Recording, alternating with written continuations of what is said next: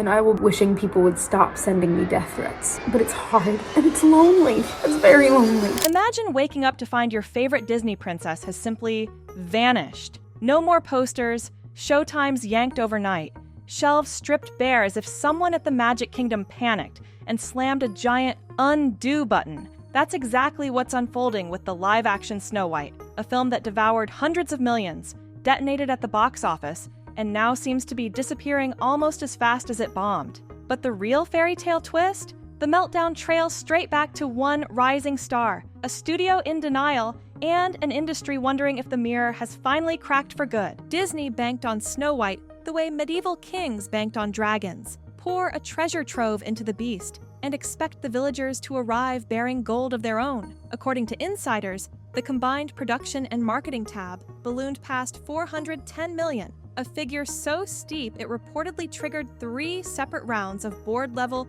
go, no-go audits before cameras ever rolled. On paper, the gamble seemed ironclad: a household name princess, a gritty, photorealistic forest, Oscar-nominated supporting talent, and a marketing campaign that blanketed everything from Fortnite events to augmented reality Snapchat filters. Yet when opening weekend finally dawned, the box office tills whispered instead of roared. Ticket sales petered out at roughly $70 million domestic, not even enough to cover the minimum print and advertising spend. And worldwide earnings crawled to just around $200 million before collapsing under their own weight. Worse still, industry trackers watched in disbelief as the third weekend drop spiraled into the steepest nosedive any modern Disney remake had ever logged, percentage points lower than even Mulan's pandemic-era stumble, and the Lone Ranger's notorious flameout. Heavy-hitting analysts from Deadline to Goldman Sachs labeled the film a textbook poisoned apple,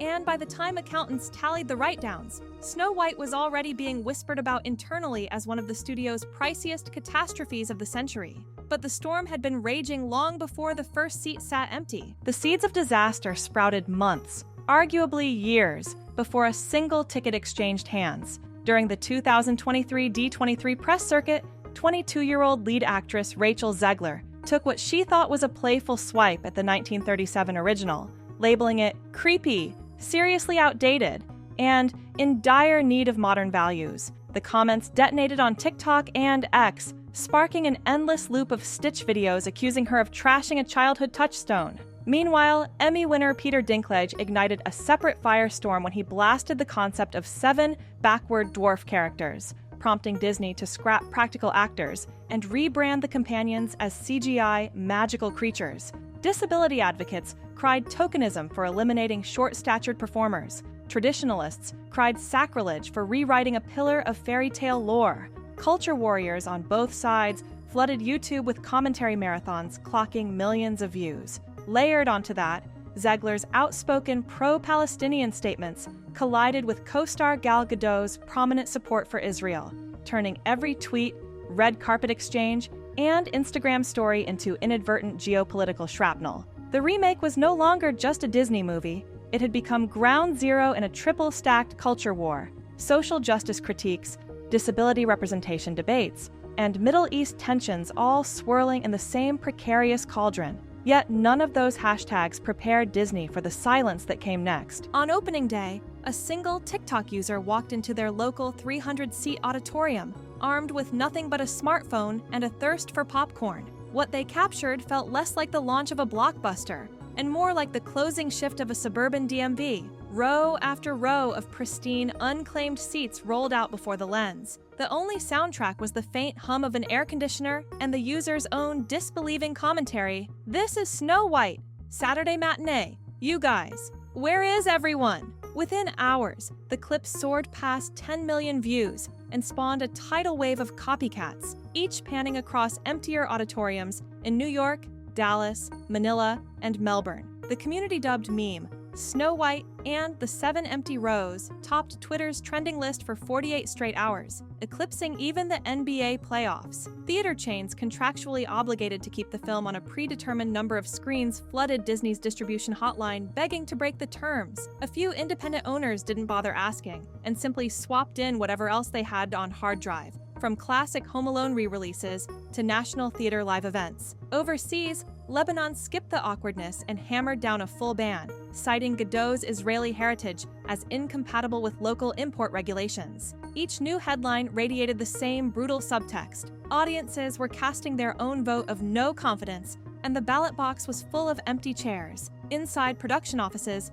the blame game began to brew. While Disney publicly tried to project calm, studio corridors buzzed with finger-pointing. Reporters pressed Gal Gadot about alleged on-set friction, and she issued a single frosty sentence, "I'll talk when I'm comfortable," that hit the internet like a Hollywood iceberg. Within minutes, Reddit was dissecting every syllable, speculating about screaming matches over script changes and rumored reshoots in Burbank's Stage 4. Meanwhile, Broadway veteran Andrew Burnap, cast as the enigmatic love interest, skipped every red carpet event without explanation.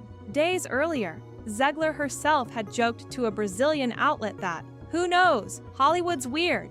Andrew's scenes might all get cut," a throwaway quip that now read like prophecy. Industry trades leaked that the official Los Angeles premiere replaced its traditional open mic fan Q&A with a heavily moderated photo call, citing tight scheduling. When insiders whispered it was panic over live heckling, the normally effervescent Disney promotional machine felt deflated. Swag bags downgraded, influencer invites rescinded, and a suspicious uptick in scheduling conflicts for every major talk show appearance the cast had penciled in weeks earlier. But the biggest casualty wasn't on-set harmony.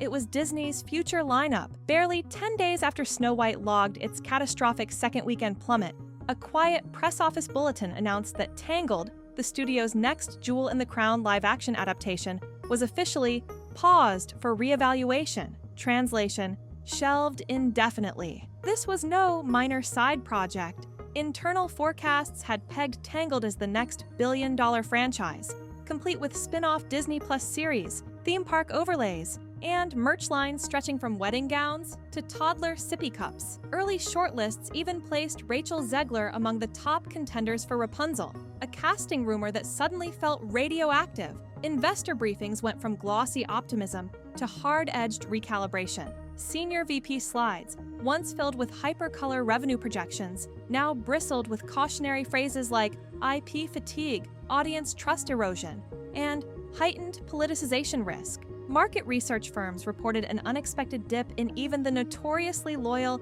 Disney adult cohort, a group long considered recession-proof. For the first time in modern memory, Wall Street asked if the term Disney Premium still meant anything, or whether the brand had wrung too much gold from too many old fairy tales. And while the mouse scrambled, one performer's world fell apart in real time. Determined to steady the ship, Zegler embarked on what PR teams billed as the Heart on Sleeve tour, reframing her earlier comments as passion for progress rather than disdain for nostalgia. But the internet rarely offers mulligans. Hours after the box office numbers tanked, she appeared on Instagram Live, eyes glossy, clutching a latte like a life preserver, quoting the shattered marble-winged victory of Samothrace. "She's cracked in places, broken in others, and yet people still stand in line to marvel at her grace." The metaphor might have landed if trolls hadn't looped the clip with captions reading, "So you're saying Snow White belongs in a museum?"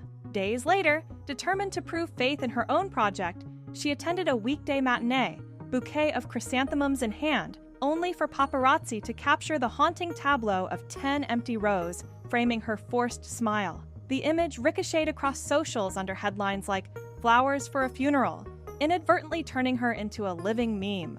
Variety ran a 2,000-word feature positioning her as Hollywood's newest scapegoat, complete with quotes from anonymous crew describing her as earnest, but underprepared for the backlash hurricane. Meanwhile, casting chatter cooled to a skeptical simmer. Her first post-flop signing, a mid-budget indie titled "She Gets It From Me," was heralded by agents as a fresh start, yet every trade paper still led with a dagger. Zegler lands new role after box office disaster, and the wider industry was taking notes. Across town and other studio towers, risk assessment teams sprang into action, crafting what insiders now refer to as the politicization risk grid. Each proposed remake would receive a scoreboard tracking potential hot-button pitfalls, historical misrepresentation, identity politics landmines, social media sentiment curves, before a single concept artist sharpened a pencil. Streaming chiefs openly debated whether safe nostalgia, think Home Alone, Night at the Museum,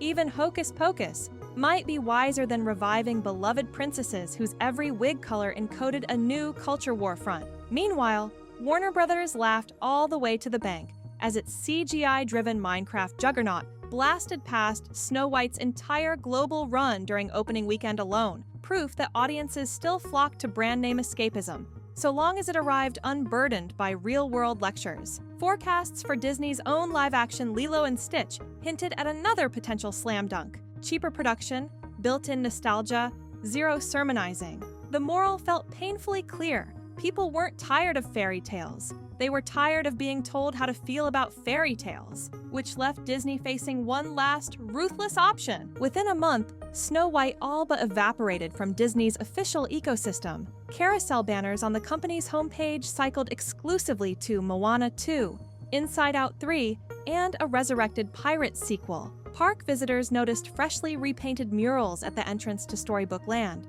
Where the live-action Snow once stood arm-in-arm with reimagined CG sidekicks, Imagineers had quietly restored the original cel-shaded princess, sparkling eyes and all. SEO sleuths documented a late-night purge of Snow White thumbnails from Disney's YouTube channel, trailers yanked, behind-the-scenes clips set to private, distinct URL slugs, stealth redirected to general coming soon playlists. Even internal Slack leaks showed employees referring to the film as Project H23, short for Hush 2023, the digital equivalent of locking a disgraced family portrait in the attic. The Whisper Network insists that sometime later this year, Snow White will slide onto Disney Plus with 0 push notifications, no homepage tile, and a recommendation algorithm weighted so lightly you'd have to manually search for it. And so we're left with one final lingering question. Did Disney just stumble upon the one fairy tale it couldn't afford to rewrite? Or did audiences collectively wave a wand of their own, banishing a story they never asked to hear? Sound off below, and let the comment section decide which lesson the Magic Kingdom should tattoo on its next golden scroll. Because if 2025 has proven anything, it's that the real enchantment now lies not in castles or talking mirrors, but in millions of viewers rewriting the ending in real time.